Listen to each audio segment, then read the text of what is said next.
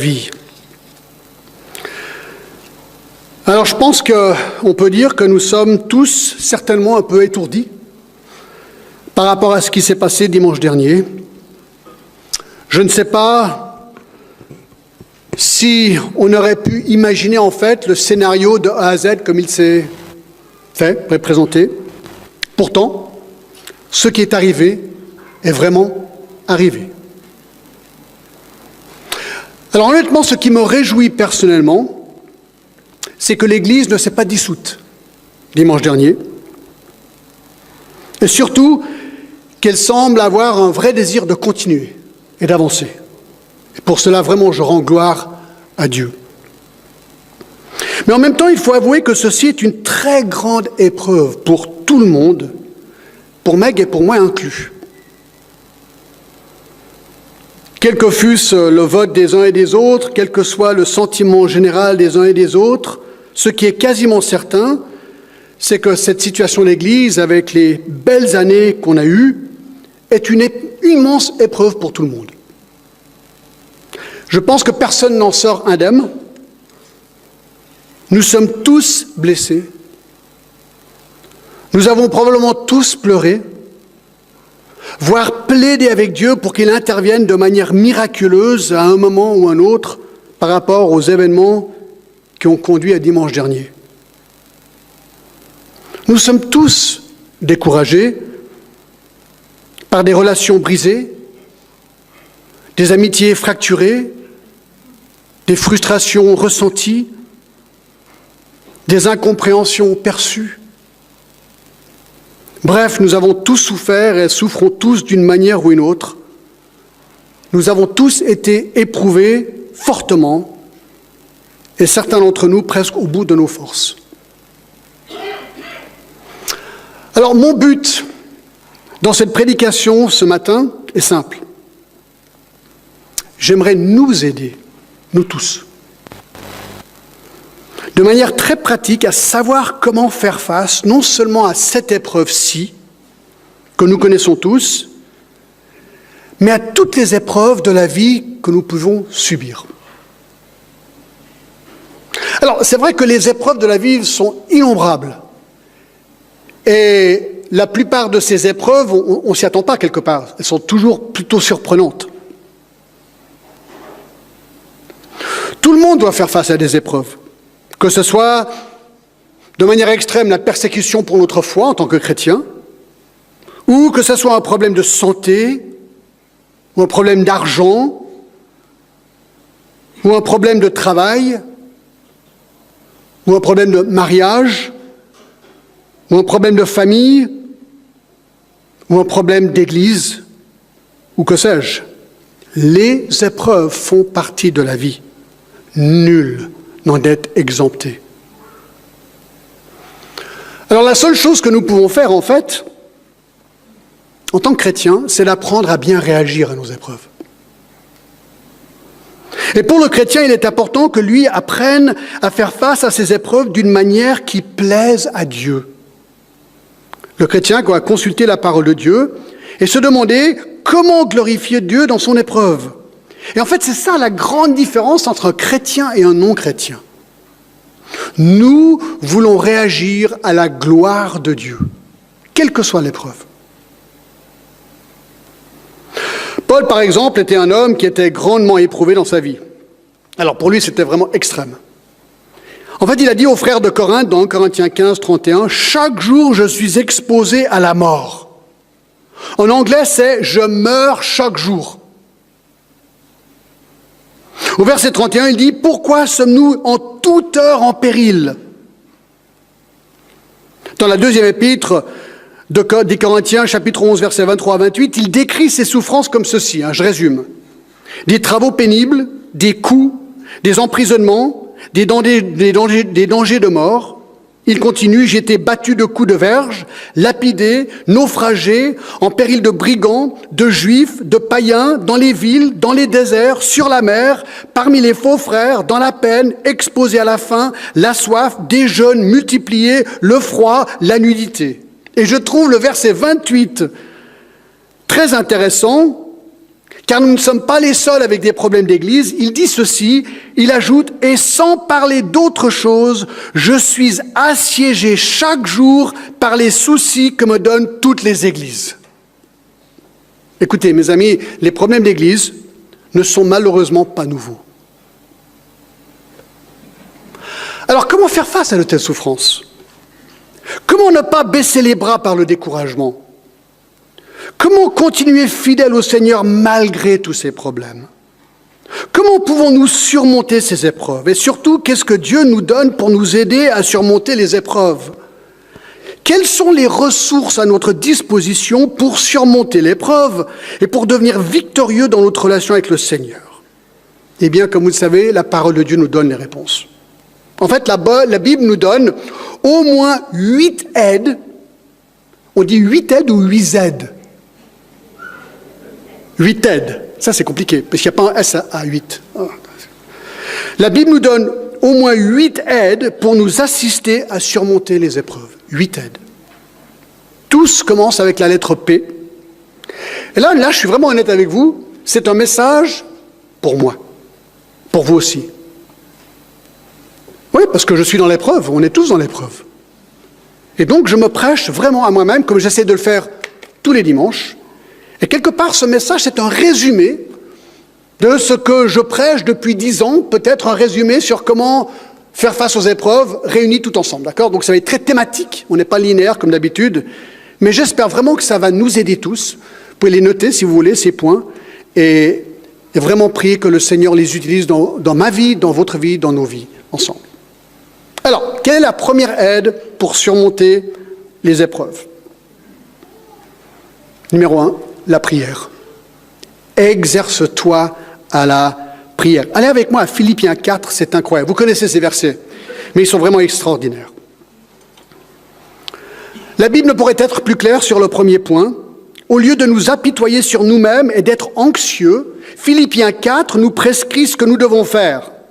Verset 6, « Ne vous inquiétez de rien, mais en toute chose, faites connaître vos besoins à Dieu par des prières et des supplications avec des actions de grâce, et la paix de Dieu qui surpasse toute intelligence gardera vos cœurs et vos pensées en Jésus-Christ. » Alors écoutez mes amis, ce que je trouve remarquable avec ces deux versets sont le contexte d'où ils furent écrits.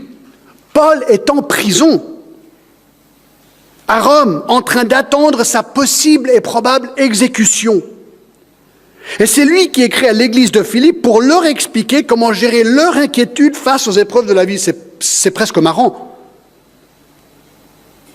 Alors, comment prier exactement dans de telles situations d'épreuve lorsqu'on est anxieux?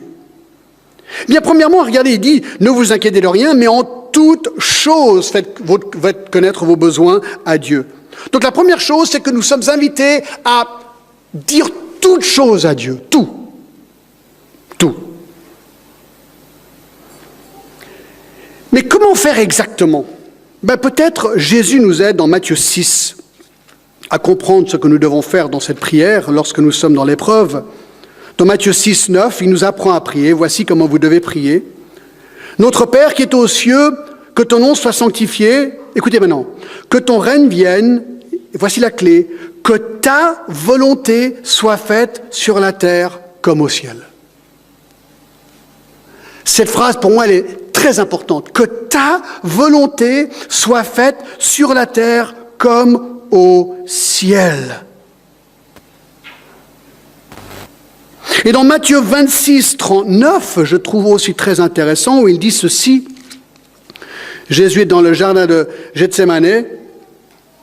Il est en train de prier. Et verset 39, puis ayant fait quelques pas en avant, il se jeta sur la face et pria ainsi. Regardez ce qu'il fait. Mon Père, s'il est possible que cette coupe s'éloigne de moi. Il savait qu'il devait aller à la croix. Il savait qu'il allait porter le péché des hommes. Humainement, quelque part, il aurait espéré une autre manière de pouvoir sauver les hommes que de voir aller lui-même être cloué à une croix et supporter le péché des hommes. Donc il dit ici, Seigneur, mon Père, s'il est possible que cette coupe s'éloigne de moi. Voilà la prière. Voilà la prière de celui qui est dans l'épreuve. Seigneur, éloigne cette épreuve de moi, s'il te plaît. Mais ensuite, il ajoute, Toutefois, non pas ce que je veux, mais ce que tu veux. Voilà la prière que nous devons prier au Seigneur. Que sa volonté soit faite. Et que moi, je m'aligne à sa volonté. Alors on prie avec intensité, on demande à tout Seigneur, on lui demande d'agir et que ça soit sa volonté, puis ensuite il répond comment? Vous connaissez, on a déjà vu ça je ne sais pas combien de fois, il peut répondre oui. Quand Pierre était en prison dans Acte 12, Rode, vous vous rappelez, et tous les gens priaient, tout d'un coup, Dieu ouvre la prison de manière miraculeuse, il frappe à la porte, et les gens qui prient pour sa libération n'y croient même pas.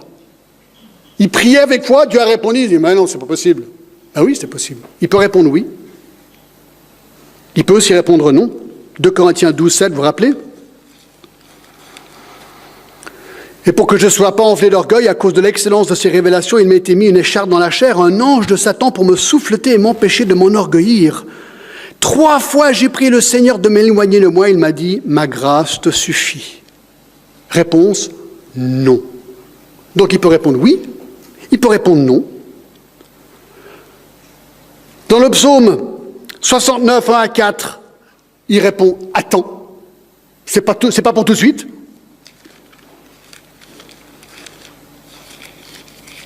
69, « Sauve-moi, ô Dieu, car les eaux menacent ma vie.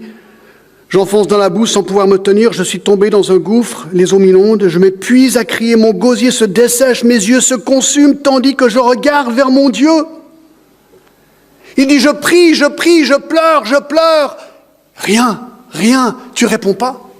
Parfois, c'est attends. Parfois, c'est quand même intéressant, c'est plus de ce qu'on demande. Dans Éphésiens 3, 20, on lit ceci, « Or, à celui qui peut faire par la puissance qui agit en nous, infiniment au-delà de tout ce que nous demandons ou pensons. » Il peut répondre bien au-delà de même de ce que nous lui demandons. Le psaume 139 nous dit que parfois, c'est quand même marrant, qu'il peut répondre même avant qu'on prie. Le psaume 139, 4, « Car ta parole n'est pas sur ma langue, que déjà, ô Éternel, tu la connais entièrement. » Avant même que j'articule ma prière, il sait tout. Et, comme on a déjà vu dans le passé, parfois, on arrive devant le Seigneur, on est tellement perplexe, tellement confus qu'on ne sait même pas quoi prier. Et dans ces cas-là, c'est vraiment incroyable. Dans Romains 8, 26, de même aussi l'Esprit nous aide dans nos faiblesses, car nous ne savons pas ce qu'il convient de demander dans nos prières, mais l'Esprit lui-même intercède par des soupirs inexprimables. Et encore au verset 34, « Qui les condamnera? Christ est mort, bien plus il est ressuscité, il est à la droite de Dieu et il intercède pour nous. »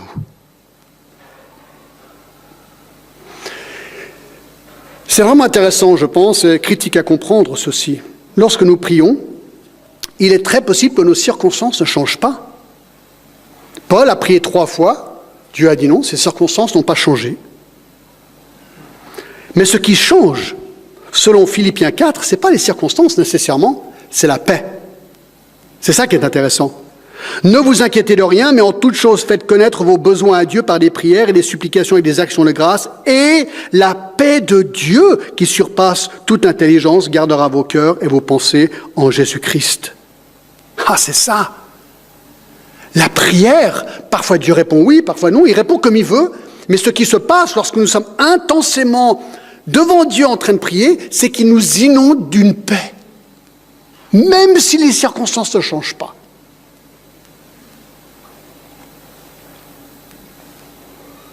Alors, combien de paix? Je pense que ça dépend en partie de nous. Au verset 4, « Réjouissez-vous toujours dans le Seigneur », je le répète, réjouissez-vous. Je crois que ça dépend de notre décision d'être dans la joie.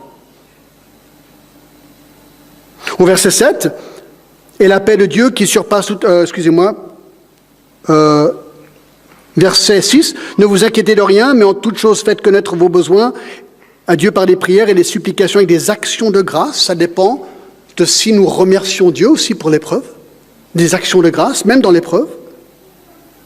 Verset 8, notre capacité de maîtriser nos pensées. Au reste, frères, que tout ce qui est vrai, tout ce qui est honorable, tout ce qui est juste, tout ce qui est pur, tout ce qui est aimable, tout ce qui mérite l'approbation et qui est vertueux et digne de louange soit l'objet de vos pensées. Est-ce que je me concentre sur ce qui est juste, digne, beau, christique ici? Et je pense, verset 9, de notre manière d'agir juste. Ce qui vous avez appris, reçu, entendu de moi, et ce que vous avez vu en moi, pratiquez-le, et le Dieu de paix sera avec vous. Donc d'un côté, je prie, que les circonstances ne changent ou pas, je prie, je demande au Seigneur, je mets tout devant lui, et lui m'inonde d'une paix. Et en même temps, en parallèle, j'obéis vis-à-vis de ma joie, je cultive les actions de grâce, je maîtrise mes pensées, et j'agis de manière juste. Donc voici la première aide pour surmonter l'épreuve, la prière. Deux.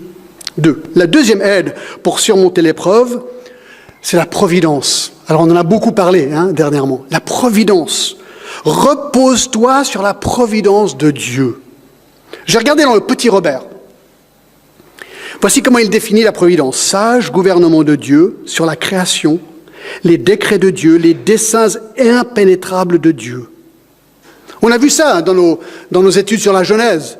Joseph et compagnie, Ésaü, Jacob, tous, Abraham. Non, mais la providence de Dieu. On n'a même pas regardé des gens comme Daniel, Esther. Combien de mouvements providentiels de Dieu où en premier, on pensait que c'était catastrophique pour tous ces gens. Et finalement, Dieu s'est glorifié. Dieu s'est glorifié.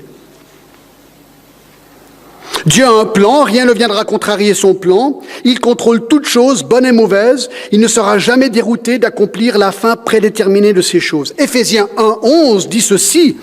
Nous avons été prédestinés suivant le plan de celui qui opère toutes choses d'après le conseil de sa volonté. Il opère toutes choses d'après le conseil de sa volonté.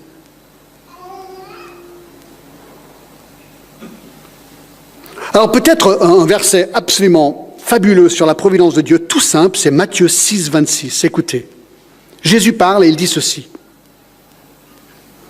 Il parle justement à des gens qui s'inquiètent. Pourquoi? Il dit, ne vous inquiétez pas. Puis ensuite il dit dans le verset 26, regardez les oiseaux du ciel. Ils ne sèment ni ne moissonnent, et ils n'amassent rien dans les greniers, et votre Père céleste les nourrit. Ne valez-vous pas beaucoup plus qu'eux? Alors écoutez, c'est un verset extrêmement encourageant. Jésus dit, écoutez, chaque oiseau, puis là il y en a beaucoup, chez vous, partout on les entend, tous ces oiseaux qui chantent. Ils ne sèment ni ne moissonnent. Dieu prend soin des oiseaux. Voilà ce que Jésus dit. Et ensuite il dit, mais attendez voir. Nous, les hommes, on vaut beaucoup plus que ces oiseaux. Donc, A plus B égale, si Dieu prend soin des oiseaux, et on a beaucoup plus de valeur que les oiseaux, ça veut dire que Dieu va prendre soin de nous. Même dans les épreuves les plus difficiles de la vie. Je pensais, les oiseaux meurent. Les oiseaux, on faisait des preuves. Des fois, on voit des oiseaux avec des ailes brisées, on voit des oiseaux qui boitent, des pigeons qui sont un petit peu amochés. Ça arrive. Mais Dieu prend soin. Même dans un monde déchu, Dieu a son plan pour chacun de ces oiseaux, comme il a un plan pour chacun de nous. Même si on doit parfois boiter, être cassé, être compliqué. Ça arrive à tout le monde. Et donc, en pensant à cela, ça me fait louer Dieu, sachant qu'il contrôle providentiellement ma vie. En plus, 2 Pierre 1:3 m'apprend que sa divine puissance me donne tout ce qui contribue à la vie et à la piété. Donc il m'a donné tout ce qu'il me faut physiquement, mais il m'a donné tout ce qu'il me faut spirituellement aussi. Écoutez ces versets qu'on connaît très bien. Lamentation 3, 35 et 36. Qui dira qu'une chose arrive sans que le Seigneur l'ait ordonné? N'est-ce pas de la volonté du Très-Haut que viennent les maux et les biens? On a de la peine avec ces versets. Dieu est au-dessus de tout, même les maux. Ésaïe 45, 7, je suis l'Éternel, je forme la lumière et je crée les ténèbres, je donne la prospérité et je crée l'adversité. Moi, l'Éternel, je fais toutes ces choses. Amos 3, 6, arrive-t-il un malheur dans une ville sans que l'Éternel en soit l'auteur? Dans Jean 19, j'ai déjà utilisé cette illustration, Ponce Pilate parle avec Jésus juste avant sa crucifixion, puis il lui dit ceci. « Est-ce à moi que tu parles ainsi ?» Ponce Pilate dit ceci. « Ne sais-tu pas que j'ai le pouvoir de te crucifier, que j'ai le pouvoir de te relâcher ?» À quoi Jésus répond. « Tu n'aurais sur moi aucun pouvoir s'il ne t'avait été donné d'en haut. » Pilate il dit, tu sais, je peux te crucifier. À quoi Jésus répond, écoute, tu ne peux me crucifier que si c'est autorisé par mon Père. Tu peux rien faire si mon Père ne l'autorise pas. Qu'est-ce qu'il affirme? Eh bien, que le plan de Dieu pour l'humanité incluait la mort du Fils de Dieu. Et donc, Dieu a permis à Pilate de faire crucifier Jésus. Dieu a toujours le dernier mot, mes amis, toujours. Même si on ne le comprend pas. Alors parfois on le comprend, parfois on ne le comprend pas. À la fin de ces plus de 15 ans de galère, galère pendant 13 ans et ensuite il s'est fait élever comme Premier ministre d'Égypte, à la fin de sa vie, vous vous rappelez, par rapport à ses frères, le verset le plus célèbre dans Genèse, presque Genèse 50-20, vous aviez médité de me faire du mal, il parle à ses frères, Dieu l'a changé en bien pour accomplir ce qui arrive aujourd'hui, pour sauver la vie à un peuple nombreux. Dieu a un plan, il sait exactement ce qu'il fait, même si nous on ne le comprend pas. Donc ça c'est la deuxième aide que nous avons pour surmonter les épreuves, c'est simplement de nous reposer sur la providence de Dieu. Troisième aide pour surmonter les épreuves, les promesses. Les promesses.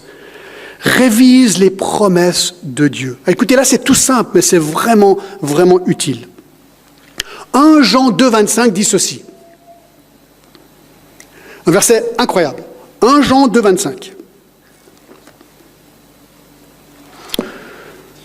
1 Jean 2, 25 nous dit ceci. Et la promesse qu'il nous a faite, c'est la vie éternelle. Et la promesse qu'il nous a faite, donc nous qui sommes chrétiens, qui connaissons Christ, c'est la vie éternelle. C'est une promesse, une certitude. Écoutez encore Hébreux 6, 19. Hébreux 6, 19. Cette espérance, nous la possédons comme un ancre de l'âme, sûre et solide. Elle pénètre au-delà du voile, là où Jésus est entré pour nous comme précurseur. Alors, la promesse est la vie éternelle. Jésus est là-haut déjà. Et notre espérance est comme un ancre. Alors moi j'ai toujours vu ça, c'est comme si on lance un ancre et il s'accroche là-haut, et nous on a le bout de la corde, et dans notre vie, on s'approche gentiment de ce moment où on va arriver dans cet endroit. Alors on a déjà la vie éternelle, certes, mais on n'a pas encore notre glorification, nous passerons l'éternité vraiment dans cet endroit avec le Seigneur, dans cette vie éternelle. On a vu dans le groupe de maison de vendredi soir, 1 Timothée 5, 12, où Paul dit à Timothée, saisis la vie éternelle. Alors on a parlé de ça, et notre conclusion était que, c'est pas qu'il doit saisir la vie éternelle pour devenir chrétien, il était déjà chrétien, il était en train de dire, vis ta vie dans la perspective de l'éternité. Saisis la vie éternelle. Ne reste pas si bas ici. Alors bien sûr, on doit vivre notre vie ici, mais saisis la vie éternelle. Rappelle-toi où nous allons, quelle est notre fin. Et quel est le but de tout ça? La vie éternelle. Alors, l'application, elle est incroyable. Nous vivons dans des temps incertains, dans un monde déchu, où il y a des problèmes. Et la vie est remplie de surprises. Écoutez l'histoire qu'on vient de nous raconter par rapport à ce volet qui est tombé. Des fois, on arrive à des trucs, mais c'est un poil. Des fois, les drames arrivent, des fois, ils n'arrivent pas. Ce sont des accidents, ce sont des actes de Dieu. Dieu contrôle tous ces événements. Et oui, la vie est remplie de surprises. Combien de personnes ont planifié leur vie? Ça, j'y ai pensé. Combien de gens planifient leur vie et que la vie arrive exactement comme ils l'ont planifié? Moi, je crois personne. Tu as un plan, puis ensuite, il y a que des nouveaux chemins.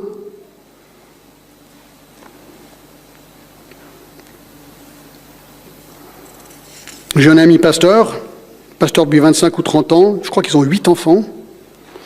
Il y a beaucoup qui sont partis de la maison, je crois qu'il en reste un ou deux, et lui et son épouse étaient tout contents de l'idée de pouvoir enfin avoir un peu de temps à eux, après avoir donné leur vie à tout ça. Et d'un jour à l'autre, elle a été, on a découvert en elle un ravage de cancer dans son corps.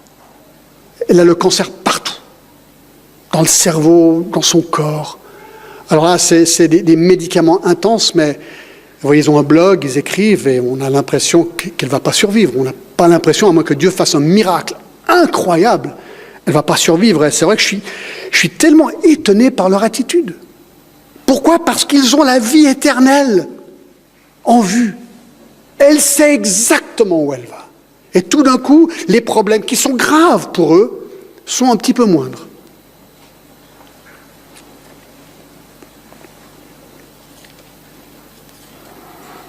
Écoutez, 2 Corinthiens encore, 4, 16, tellement de versets incroyables. C'est pourquoi nous ne perdons pas courage. Rappelez-vous des souffrances de Paul, d'accord ? Voici ce qu'il dit. Nous ne perdons pas courage. Et même si notre homme extérieur se détruit, notre homme intérieur se renouvelle chaque jour en jour. Donc il est en train de dire, dans le monde, notre corps, il s'affaiblit, il se détruit, mais pas à l'intérieur. En Christ, on est renouvelé. Puis ensuite, il dit, c'est ça que je trouve incroyable, car nos légères afflictions du moment présent. Paul, tout ce qu'on a lu tout à l'heure, pour lui, ce sont des légères afflictions. Produisent pour nous, au-delà de toute mesure, un poids éternel de gloire, parce que nous regardons non point aux choses visibles, mais à celles qui sont invisibles, car les choses visibles sont passagères et les invisibles sont éternelles. Écoutez, c'est notre seule espérance, mes amis, c'est de regarder aux choses invisibles, ce qui nous attend. Et c'est dans ça qu'on peut glorifier le Seigneur.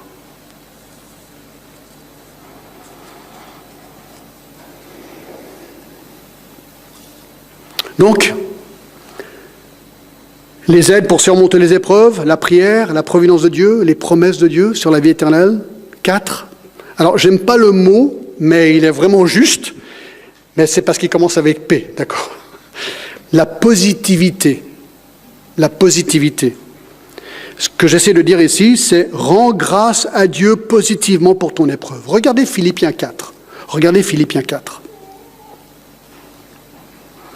Et le verset 4. Paul est en prison, il écrit ceci aux Philippiens. « Réjouissez-vous toujours dans le Seigneur, je le répète. Réjouissez-vous. » C'est un commandement. C'est un commandement. Qui veut dire que même quand on n'a pas envie de se réjouir dans le Seigneur, on devrait. Et il sait que c'est dur parce qu'il le répète. « Réjouissez-vous dans le Seigneur. » Alors les gens ils doivent dire « Attends, est-ce que j'ai mal lu ?» Je le répète, réjouissez-vous. Dans le Seigneur. On se réjouit dans le Seigneur. C'est un commandement, un ordre.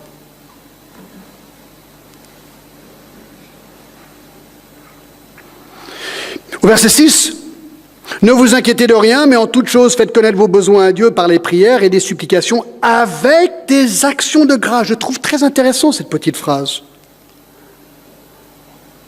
On prie à Dieu en le remerciant pour notre lot. On le remercie pour notre lot. Il n'est pas toujours facile de rendre grâce à Dieu. Et le remercier lorsqu'on est en pleine épreuve est compliqué. En fait, ça paraît presque insensé, à moins qu'on réalise que Dieu contrôle même les épreuves et de ce fait qu'on peut lui rendre grâce pour toutes choses. Écoutez Ecclésiaste 7,14. « Au jour du bonheur, sois heureux. Et au jour du malheur, réfléchis.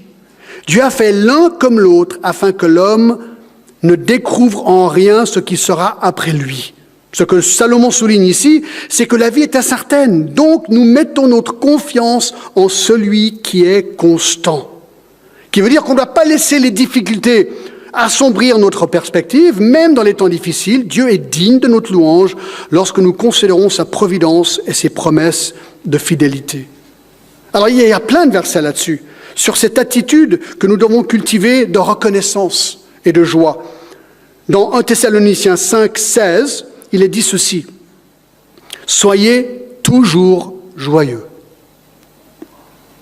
Le verset 18, « Rendez grâce en toutes choses, car ceci est à votre égard la volonté de Dieu en Jésus-Christ. » Waouh! Je dois rendre grâce en toutes choses. Ça veut dire quoi? Je rends grâce en toutes choses. Et juste au milieu, verset 17, priez sans cesse. C'est lié à la prière. Cette possibilité de cultiver la joie et de cultiver la reconnaissance est liée à la prière.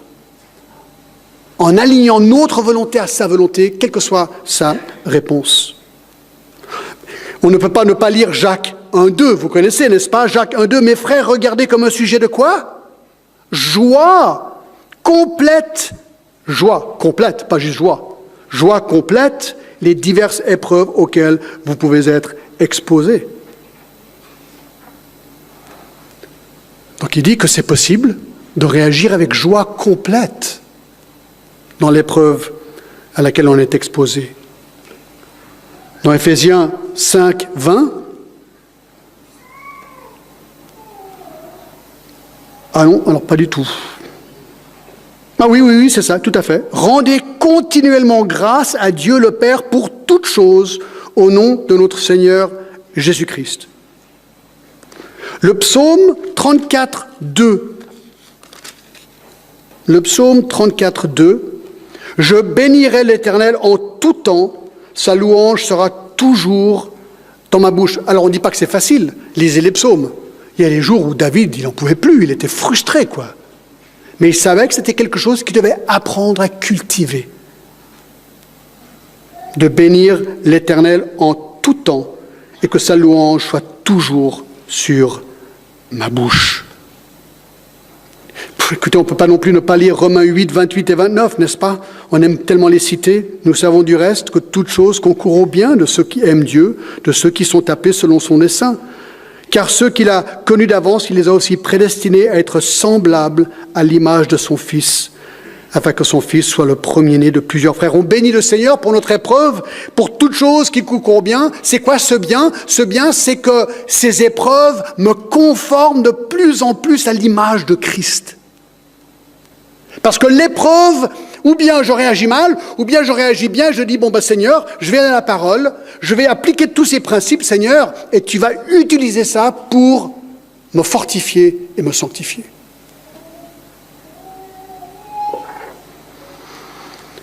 Job, en 39 secondes, il a tout perdu. 10 enfants, son bétail, toute sa richesse, et plus tard sa santé. Dans Job 1, 19, écoutez, on lit ça, c'est incroyable. Alors Job se leva, déchira son manteau, se rasa la tête, puis se jeta par terre, il se prosterna et dit, « Je suis sorti nu du sein de ma mère, et nu je retournerai dans le sein de la terre. L'Éternel a donné, et l'Éternel a ôté, que le nom de l'Éternel soit béni. » Incroyable. Incroyable. Incroyable qu'il a pu bénir l'Éternel face à toutes ces épreuves-là. Paul en prison, acte 16. Il est en prison là, et tout d'un coup, il est en train de chanter. Acte 16, 23 à 25. Il faut le faire. Et le geôlier se convertit juste après.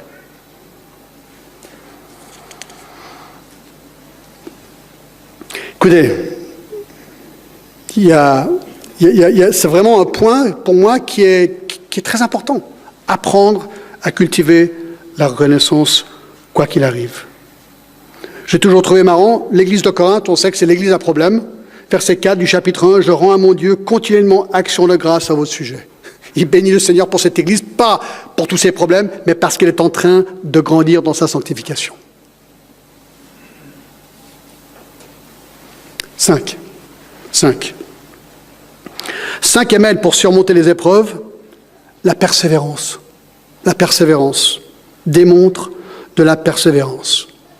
On a déjà vu ça, vous vous rappelez Joseph, 13 ans, depuis le moment où il était vendu dans l'esclavage, qu'il a été élevé par Pharaon. 13 ans. 13 ans. C'est long, 13 ans. Ésaü, confié avec son frère, il est parti, vous vous rappelez, à Charan, 20 ans avant la réconciliation. C'est long. Daniel, je n'ai pas calculé. Daniel a été déporté à Babylonie, en Babylonie. Lui aussi a été béni par Dieu, il est devenu Premier ministre. Job, combien de temps exactement est-ce que son épreuve a duré jusqu'à que Dieu vraiment le bénisse à la fin du livre? Je ne sais pas exactement. Je pense à Moïse. 40 ans dans le désert. Avant ça, 40 ans dans le désert. Donc 80 ans dans le désert en tout. C'est long. Mais ces hommes ont persévéré. Ils ont persévéré.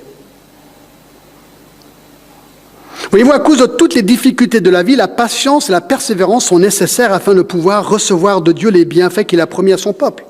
On l'a vu avec Paul. Paul priait, Dieu n'a pas répondu, il a répondu non. Donc il était obligé à ce moment-là de persévérer, même dans l'épreuve, et en bénissant le Seigneur qui avait répondu non.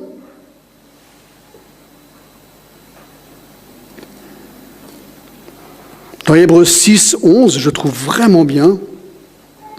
Nous désirons que chacun de vous montre le même zèle pour conserver jusqu'à la fin une pleine espérance, en sorte que vous ne vous relâchiez point et que vous imitiez ceux qui, par la foi et la persévérance, héritent des promesses.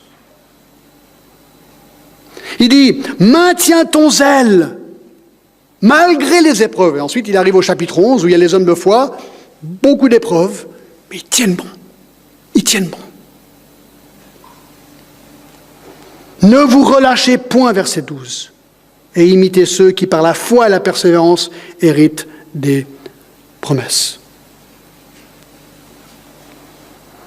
C'est intéressant que Jacques 1 aussi nous dit, on l'a lu le verset 2, « Mes frères, regardez comme un sujet de joie complète les diverses épreuves auxquelles vous pouvez être exposés. Regardez le résultat, sachant que l'épreuve de votre foi produit la patience. Mais il faut que la patience accomplisse parfaitement son œuvre, afin que vous soyez parfaits et accomplis sans faillir en rien. » Il faut être patient, persévérant, parce que Dieu va utiliser cette épreuve pour faire de nous des hommes et des femmes parfaits, accomplis, donc matures. C'est ça qui est incroyable. J'ai lu que, bon, c'est facile, vous le savez, l'or, c'est l'or. L'or qui est mis dans le feu ne cherche jamais à sortir du feu. Il reste dans le feu malgré la chaleur brûlante. Le résultat? De l'or pur. De l'or pur. Voyez-vous, l'endurance produit la pureté. L'endurance produit la pureté.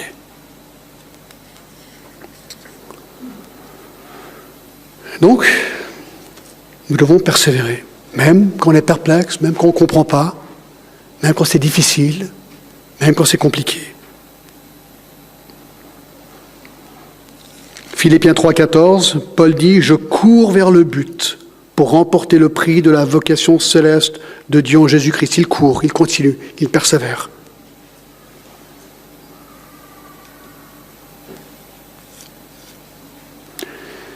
Hébreux 12, 1 et 2, vous connaissez aussi, je pense. Nous donc aussi, puisque nous sommes environnés d'une si grande nuée de témoins, rejetons tout fardeau et le péché qui nous enveloppe si facilement et courons avec persévérance dans la carrière qui nous est ouverte, ayant les regards sur Jésus, le chef et le consommateur de la foi, en échange de la joie qui lui était réservée.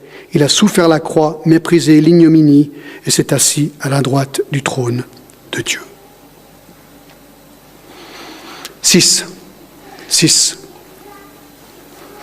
La sixième aide pour surmonter les épreuves, c'est la pondération. La pondération. Pondère ta propre vie et confesse ton péché. J'ai pensé à Job, c'est intéressant. Lorsque Job a subi son épreuve monstrueuse, il est intéressant de considérer comment les autres l'ont perçu. Alors dans Job 1.1, voici le caractère de l'homme. Il y avait dans le pays d'Uz un homme qui s'appelait Job. Et cet homme était intègre et droit, et il craignait Dieu et se détournait du mal. Puis, l'épreuve frappe de plein fouet, inclut sa santé. Et même sa femme lutte avec l'épreuve. Il dit au chapitre 2, verset 9, sa femme lui dit « Tu demeures ferme dans ton intégrité, maudit Dieu et meurs. » C'était compliqué, c'est vraiment une situation très compliquée. Job, comme on l'a vu au verset 21, il bénit l'Éternel. L'Éternel a donné, l'Éternel a ôté, que le nom de l'Éternel soit béni. Alors, il lutte avec son épreuve, ça ne veut pas dire qu'il est tout joyeux, tout content, que tout se passe bien. Alors, il souffre humainement, et on le voit dans le chapitre 3, verset 17. Non, excusez-moi, c'était... oulala, est-ce que c'est le verset 15 où il veut mourir? Est-ce que quelqu'un peut m'aider? Attendez voir, c'est où? Est-ce que c'est peut-être plus tard? Il veut mourir, voilà. C'est chapitre 7, verset 15. Ah, je voudrais être étranglé. Je voudrais la mort plutôt que ses os. Il en a marre, humainement, il en a marre, il n'en peut plus. Il souffre. Mais en même temps, il bénit le Seigneur. C'est ça qui est remarquable avec l'homme. Alors ensuite, il a 3 amis qui arrivent, Eliphaz, Bildad et Tsophar, qui viennent lui rendre visite, et il passe les prochains 30 chapitres pour essayer de convaincre Job que son épreuve est de sa faute à cause de son péché. Et Job conteste. Il dit non. Au chapitre 31, il fait l'inventaire. Si vous allez avec moi au chapitre 31, vous verrez, c'est très intéressant. Il fait l'inventaire de sa vie. Au verset 1, il dit « J'avais fait un pacte avec mes yeux, je n'aurais pas arrêté mes regards sur une vierge. » Il dit « Je n'ai pas convoité sexuellement de mes yeux. » 2. Verset 5, « J'ai marché dans la vérité et je n'ai pas menti. »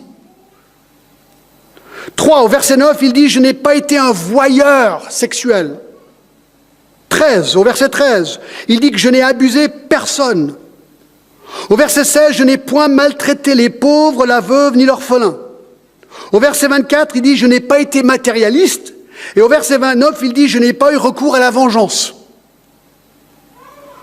Donc il fait l'inventaire de sa propre vie.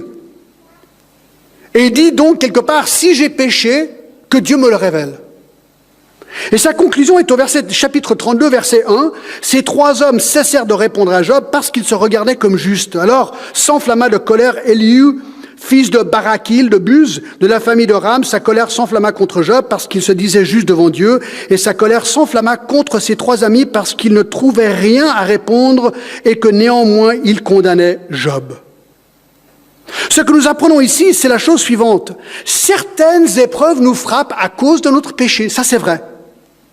C'est ce que les 3 amis de Job avançaient. Exemple, ça m'est arrivé cette semaine. Je roule trop vite, paf, tu te fais flasher et tu reçois un PV. C'est de ma faute, je roulais trop vite. Alors, tous ces principes s'appliquent parce que c'est une épreuve, car Dieu va utiliser cette épreuve pour mon bien. Alors comment? Je vais apprendre à rouler moins vite.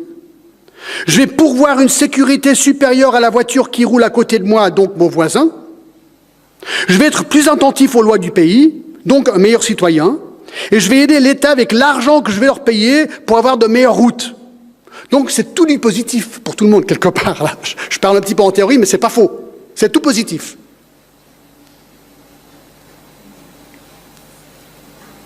Il y a des situations où nous péchons et les problèmes nous arrivent à cause de nos péchés. Ça, c'est sûr. Dans Jacques 5, lorsqu'on doit oindre des gens qui sont malades, la première chose qu'il faut faire, c'est leur demander de leur confesser leurs péchés, au cas où leur maladie est liée à leurs péchés. C'est pourquoi il faut faire l'inventaire de sa propre vie lorsqu'on subit une épreuve. Seigneur, sonde-moi. Si je suis sur une mauvaise voie, montre-moi. Paul a fait ce bilan tout au long de sa vie.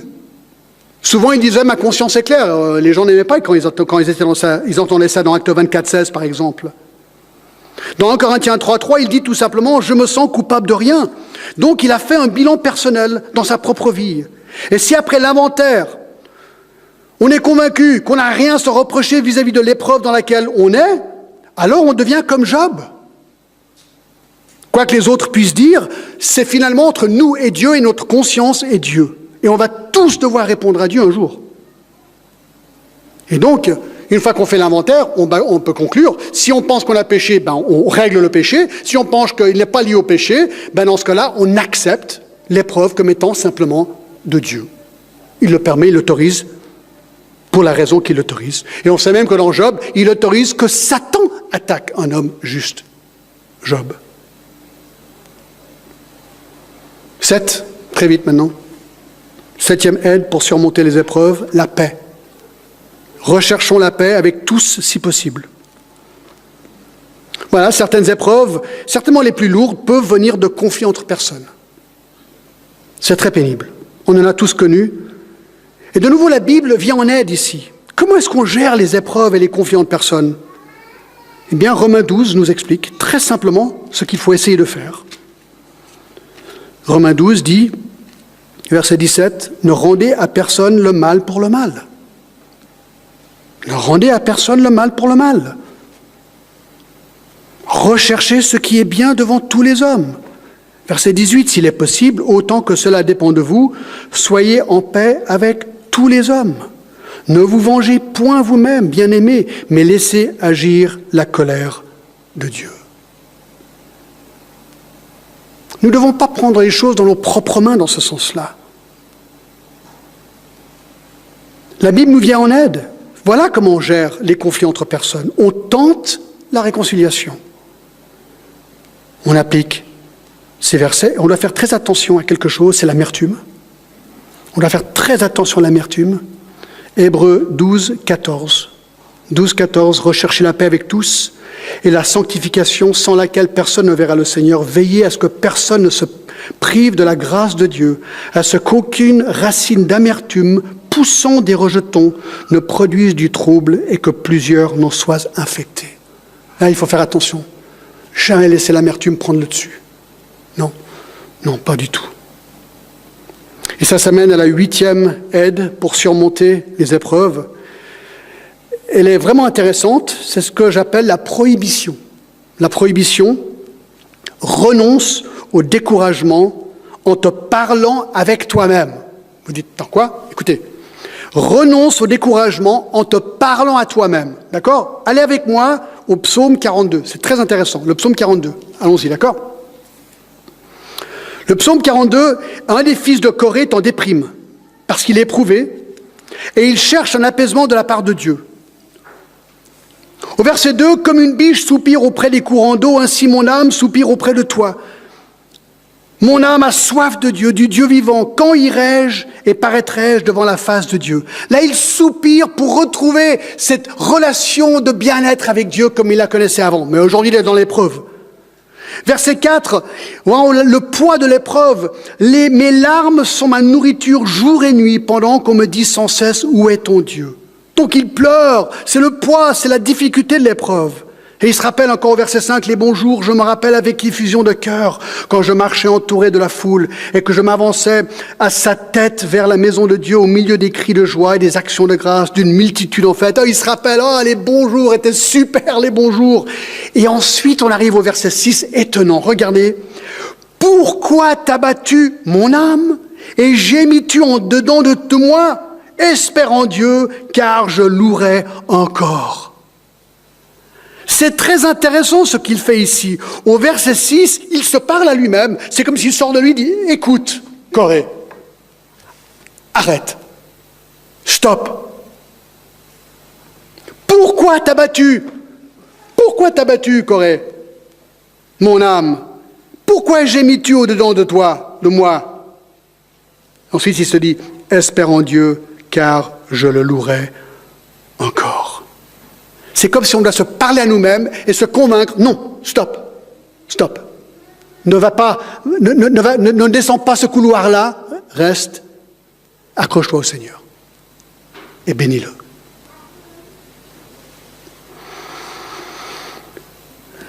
Lorsque l'épreuve frappe un chrétien, l'épreuve frappera tôt ou tard. Nous devons apprendre à gérer les épreuves de la bonne manière. Les épreuves peuvent nous distraire, nous éloigner de l'essentiel. Nous ne devons pas laisser l'épreuve nous détourner de Dieu, de nous rendre amers ou remplis de dédain ou de colère. Non. Nous devons être remplis de Dieu. Nous devons appliquer Philippiens 4, 4 à 7. Qu'est-ce qu'il faut faire? Il faut s'exercer à la prière. Il faut se reposer sur la providence de Dieu. Il faut réviser les promesses de Dieu. Il faut rendre grâce à Dieu positivement pour nos épreuves. Il faut démontrer la persévérance. Il faut pondérer notre propre vie et confesser nos péchés. Il faut rechercher la paix avec tous, si possible. Et il faut renoncer au découragement en parlant avec nous-mêmes. J'ai pensé à Jésus cette semaine, puisque c'était la leçon pour les PFF. Et je me suis dit que Jésus a appliqué toutes ces choses dans sa vie face à son épreuve. Il a exercé la prière, il a beaucoup prié. Il s'est reposé sur la providence de Dieu. Il a continuellement révisé les promesses de Dieu à son égard. Il a rendu grâce à Dieu pour son épreuve parce qu'il savait que ça allait pour le salut de l'humanité.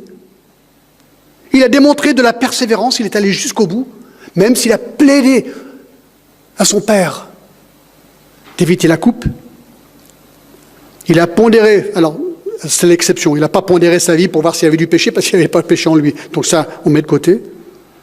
Il a recherché la paix avec tous, si possible. Il a offert la paix par sa crucifixion à tous. Et il a renoncé au découragement en parlant avec lui-même. Bon, ça, je ne sais pas si on peut l'appliquer tel quel, mais il était jusqu'au bout. Il a fait, il a accompli la volonté de son Père. Alors voilà, bien-aimés, voici les principes que je cherche à appliquer dans ma propre vie, comme Meg cherche à appliquer dans sa propre vie. Je pense que Serge et Céline, et en fait nous tous, nous cherchons à appliquer dans notre propre vie. Donc que le Seigneur vraiment nous aide à persévérer et à le glorifier, quoi qu'il arrive. Seigneur, merci de tout cœur pour ta bonté, pour qui tu es, pour ta grandeur, pour ta souveraineté. Seigneur, merci et à toi la gloire, au nom de Jésus. Amen.